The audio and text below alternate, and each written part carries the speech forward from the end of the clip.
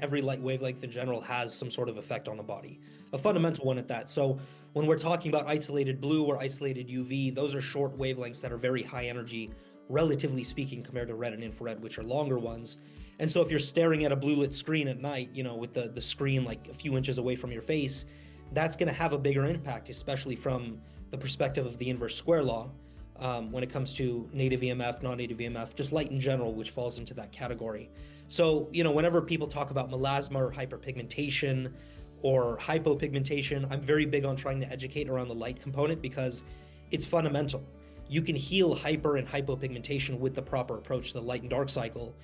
And you can also cause it through an improper approach to those things. And so for me, these are fundamental things to understand that most people do just not, they don't have it in their mind in general. Kind of looking at the body from it's obviously a seasonal circadian system. And so it shifts program according to what season you're in, depending on whether you live in, a native land that you're born in, whether you are, at the equator or farther away from it.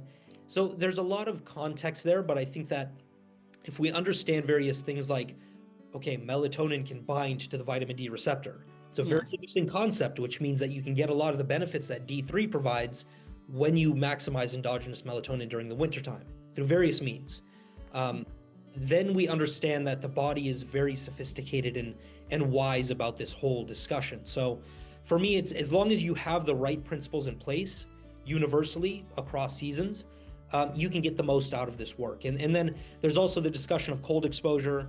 Dr. Tom Seeger has been putting this on my radar a lot more, but the discussion of cold exposure, creating biophotons in the UV range, especially UVB, interacting with sulfated cholesterol, potentially leading to maybe some increase in D3 production, or at least maintaining what you already have storage-wise.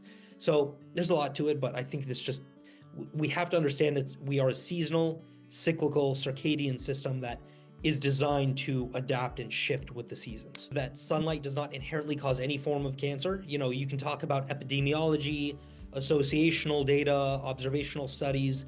Those are all very faulty things that the mainstream narrative uses to support their philosophy. But if you go deeper into it, okay, you talk about UVB creating vitamin D3, which is a potent anti-cancer compound. You talk about endogenous melatonin, both forms, a subcellular, the circulatory form that tie into the light and dark cycle, being probably the most potent anti-cancer compound that we know of. Circadian disruption, been proven to cause cancer in human beings. Artificial light at night, same thing, but mainly through circadian disruption, maybe some other mechanisms. You could talk about sunscreen, the artificial manipulation of the full spectrum and what impact that has on the skin barrier and systemically.